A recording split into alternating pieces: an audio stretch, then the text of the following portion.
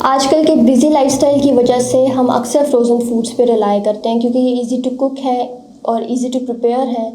तो हम शिफ्ट कर रहे हैं फ्रोज़न फूड्स की तरफ क्योंकि ये कन्वीनियंट फूड्स भी कहलाते हैं। तो क्या इनकी कंज़म्पशन सेफ़ है या अगर आप इसे कंज़्यूम कर रहे हैं तो कितनी अमाउंट में ये सेफ़ है? आज इस वीडियो में हम एक्सप्लोर करेंगे।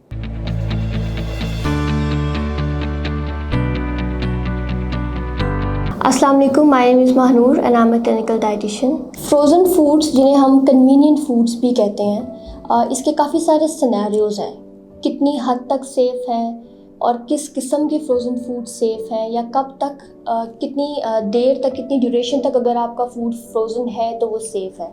इसमें पहला सिनेरियो ये आ जाता है, हम फलों और सब्ज़ियों की बात कर लेते हैं। इसमें एक्सपेरिमेंट्स हमें ये बताते हैं कि फल और सब्ज़ियाँ जो बिल्कुल फार्म से फ़ौरन पिक की गई और विद इन नो टाइम उसको फ्रीज़ कर दिया गया, वॉश करके सिर्फ, या उसको चॉप करके या थोड़ा बहुत प्रिपेयर करके आपने उसे फ्रीज़ कर दिया। वो सब्ज़ियाँ जो हम मार्केट से लेके आते हैं, जो लंबे ट्रैवल करते हैं, लंबा ड्यूरेशन एक जगह से दूसरी जगह ट्रैवल करते हैं, उनमें उनको ऐसे ही अगर आप सेम तरीके से फ्रीज़ कर दें, अगर दोनों को कंपेयर किया जाए तो जो फौरी फ्रोज़न सब्ज़ियाँ और फल हैं उनमें न्यूट्रिएंट्स ज़्यादा देर तक रिटेन करते हैं, उनकी न्यूट्रिशन प्रोफाइल पे ज़्यादा ख़ास फ़र्क नहीं पड़ता। लेकिन वो फल और सब्ज़ियाँ जो कि काफ़ी टाइम वेयर हाउस में पड़ी रहती हैं या काफ़ी टाइम आपके सुपरमार्केट शेल्फ्स में पड़ी रहती हैं या ट्रैवल करती हैं, उनके न्यूट्रिएंट कंटेंट में थोड़ा बहुत डिफरेंस आ जाता है। और विटामिन सी को हम मेनली कंसिडर करते हैं, ये मार्कर के तौर पे काम करता है। हम विटामिन सी के लेवल्स के बेसिस पे चेक करते हैं कि बाकी जो न्यूट्रिएंट प्रोफाइल है फलों का या सब्जियों का वो कैसा है। इसके अलावा हम अक्सर घर का बना हुआ खाना, जो करीज़ या सालन बनते हैं, उन्हें भी फ्रीज़ कर देते हैं और उसके ऊपर भी ये क्लेम किया जाता है कि वो सेफ़ नहीं है, वो हेल्दी नहीं है। फ्रेश खाने में जो न्यूट्रिएंट्स हैं वो आपके फ्रोज़न खानों में नहीं होते। तो अगर इसको कंपेयर किया जाए तो जो वाटर सॉल्युबल विटामिन्स है या जो हीट सेंसिटिव विटामिन्स है वो वैसे भी कुकिंग के दौरान ख़त्म हो जाते हैं, जिसमें विटामिन सी और विटामिन बी की फैमिली ज़्यादा आती है।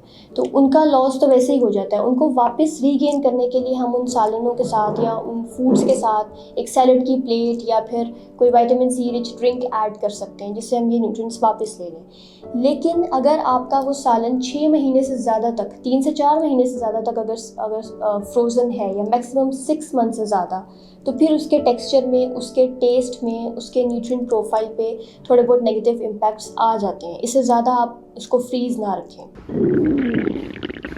लगता है बाजार के खाने बहुत खाते हो। जी डॉक्टर साहब, मैं ये मेडिसिन प्रिस्क्राइब कर रहा हूँ, वो आप ले लेना। अब कोई भी मसला हो तो मरहम से डॉक्टर की ऑनलाइन कंसल्टेशन बुक करो, क्योंकि डॉक्टर से बात होगी अब घर पर।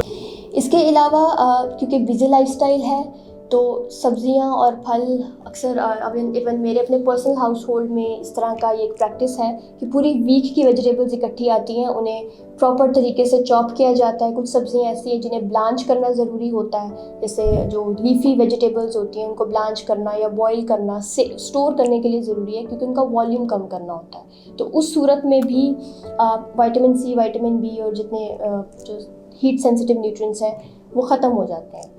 तो उसको भी हम इसी तरीके से फ्रीज़ कर देते हैं। अब जिस स्टेज पे आपने उसे फ्रीज़ किया और दोबारा डीफ्रोस्ट किया है, दोनों का न्यूट्रिएंट प्रोफाइल सेम रहेगा, उस पर कोई फ़र्क नहीं पड़ेगा सिवाय जो हीट सेंसिटिव या वाटर सॉल्युबल विटामिन्स हैं उनके अलावा।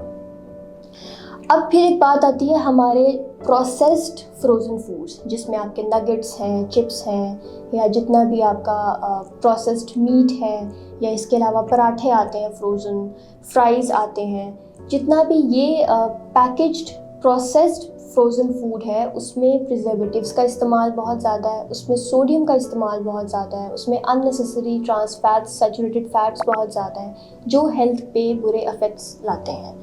इनका लॉन्ग टर्म यूज़ और इनका डेली इन पे डिपेंडेंट रहना अपनी डाइट के लिए डेंजरस हो सकता है, ख़ास तौर पे जो ब्लड प्रेशर के पेशेंट्स हैं, जो कोलेस्ट्रॉल के पेशेंट्स हैं या जो किडनी के पेशेंट्स हैं।